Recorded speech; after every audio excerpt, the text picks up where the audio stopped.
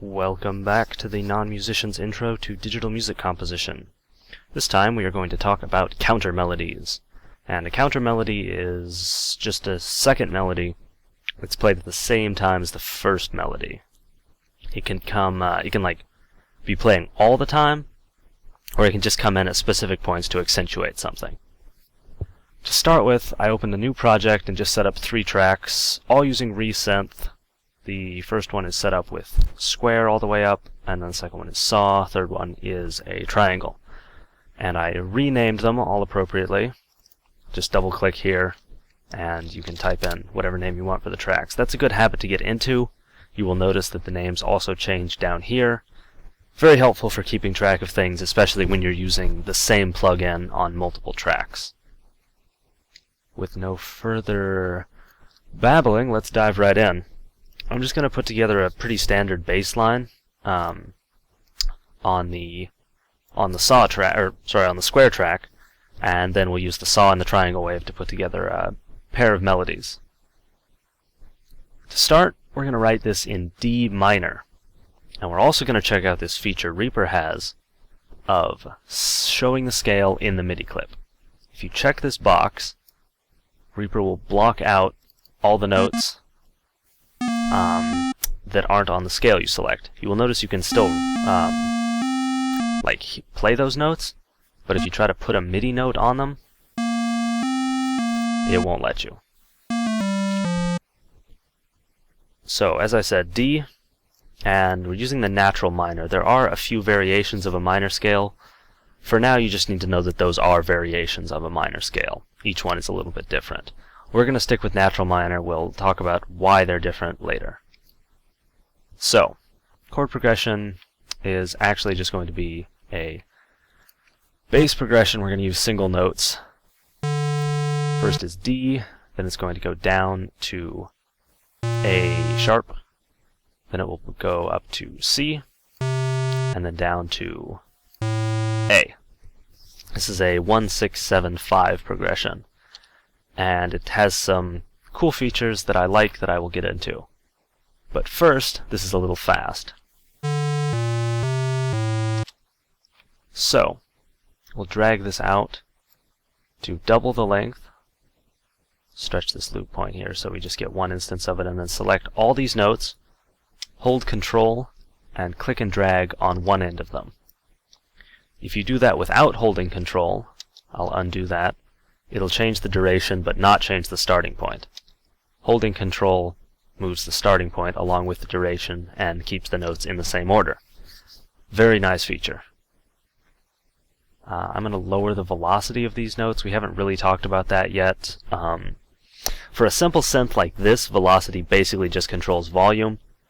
When you're working with sampled instrument recordings, velocity tends to have a much bigger impact.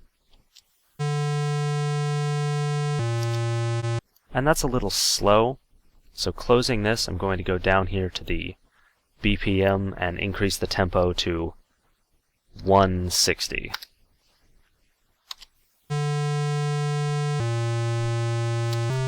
That's better. Reaper has a tempo tapping feature, by the way. If you click here where it says tap, you can tap out a tempo. I just tapped out 160 beats per minute there, completely by accident. And that's very, very useful if you know how fast you want the song to go, but you don't know what that translates into tempo-wise. Definitely make use of that.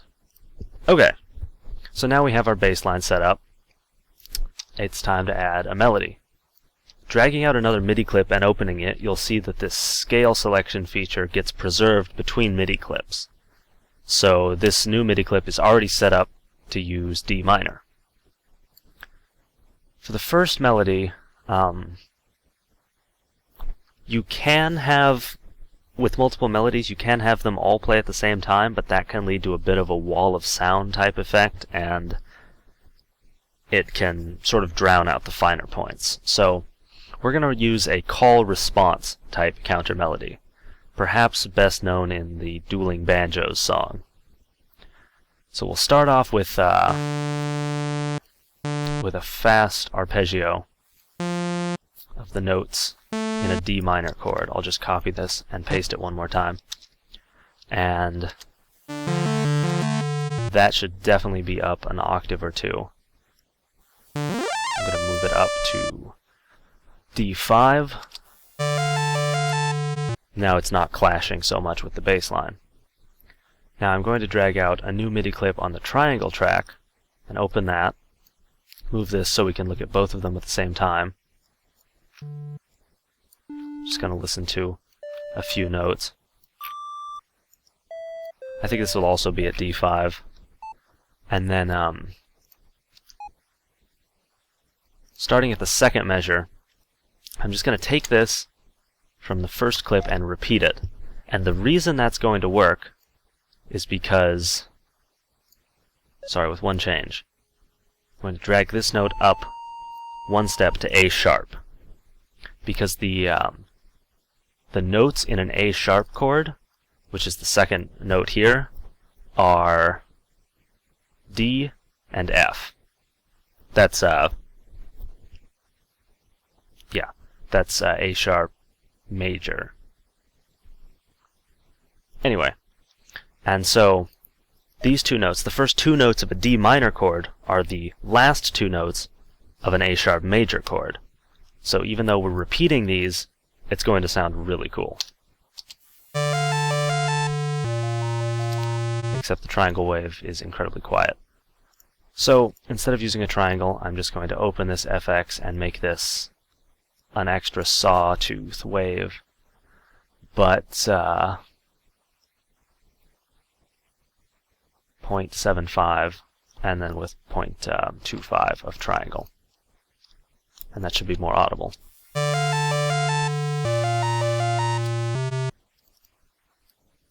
And then we'll go back to the saw wave, the pure saw wave. I will paste this in, but drag it down to C and play a C major chord. Go back to this triangle one and paste in that C major chord at the fourth measure, playing with this last note shifted up to A, because with C major and A minor, the first two notes of C major are the last two notes of A minor, C and E. And so this is these are what's called inverted chords, because the root note of the chord normally is the lowest note, but the second note has been moved down and the third note has been moved down, which means this is a second inverted chord because two notes have been shifted below the root note here. Inverted chords are kind of a tricky beast to play with. There's no it's like sometimes when you want something to sound a little bit different but you aren't sure what's up, try inverting some of the notes in the chord. That's just a good thing to play around with and something that you really can only get a handle on through a lot of practice.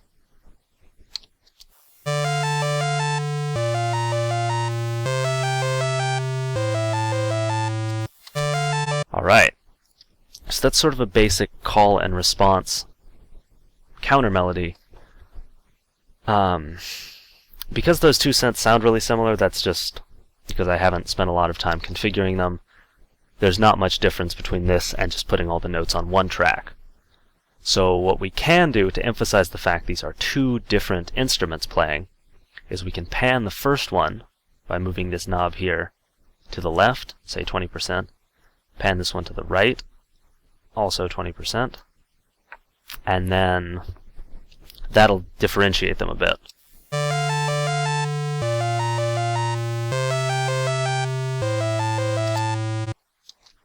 Furthermore, we can open this clip here and we can add in some very low, simple notes between its main parts of the melody.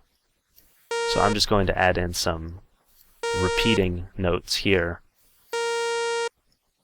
of A sharp because that's the chord being played, and I'm going to drop these one octave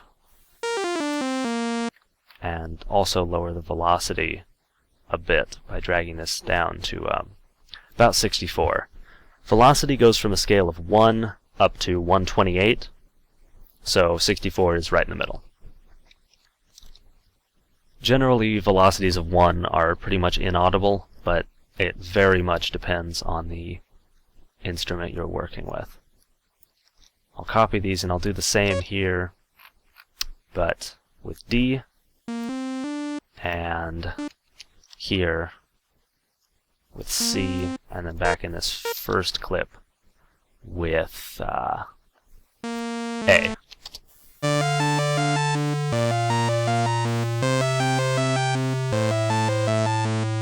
Alright, very simple, but a little more interesting than just having that one instrument play that sequence of notes. Let's see, I would pan these out a little further, just to make the differences really obvious, say around 50%, and then we can give that another listen.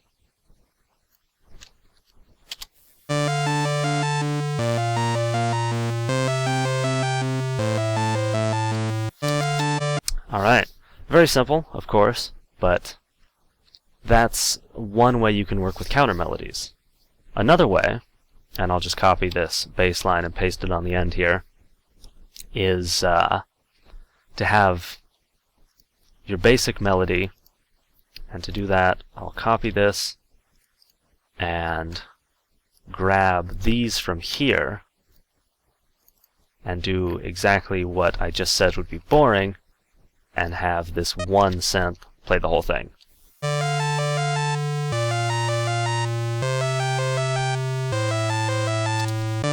And then we'll have this second synth in here fill in those little gaps between the end of the first melody and the end of the measure. So that'll be this section here. And we'll just do a little fast downward arpeggio from, say, A sharp.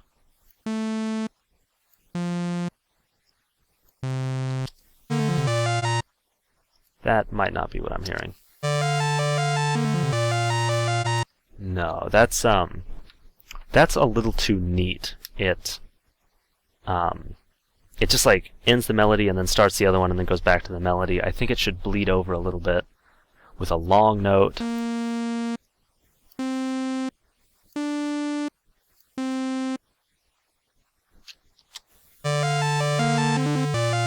Yeah, that's just too fast.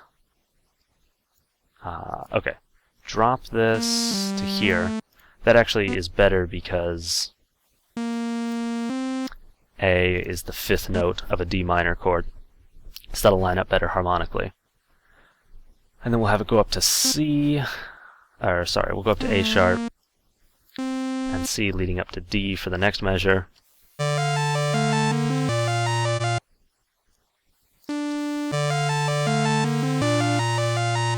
I would hold this out, say, that long.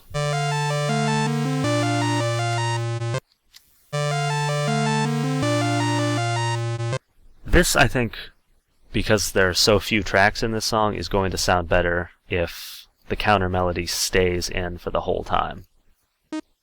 So we'll just drag this out to here, and then the next chord is C major, so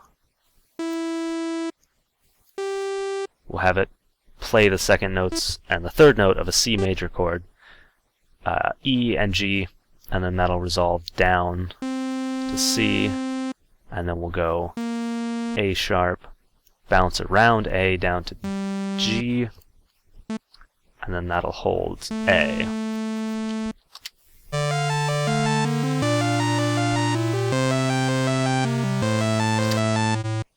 That's a little low on the octaves. It's getting some very funky harmonics with the bass line, so I'm just gonna bump this whole thing up one octave.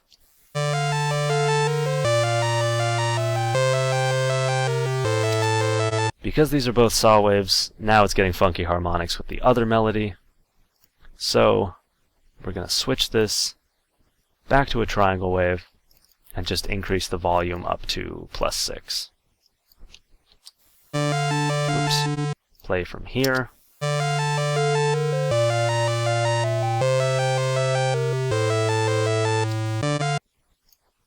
And now you have a very well padded counter melody, which rounds out this section and makes it a little more interesting for someone to hear over and over again. Counter melodies are, I think, especially critical if you're writing music that's going to loop, because when you have this sort of sonic density, it gives the listener more things to pick out as they hear a song over and over again. The first time they hear it, they'll probably listen to the melody, and then on maybe the fifth time, they're listening to the counter melody, and then they'll listen to the bass line, and then maybe you have some pads in the background, which we will get into later, that kind of stuff. So definitely experiment with adding more melodies to your songs. It's easy to go overboard, but it's also easy to go underboard. It's just something that some people will hear like 12 melodies and think that's not enough, and then other people will say you should stick to just one. So it's more a question of what you want to do and what your audience is looking for. That's all for this time. Thank you for watching, and stay tuned.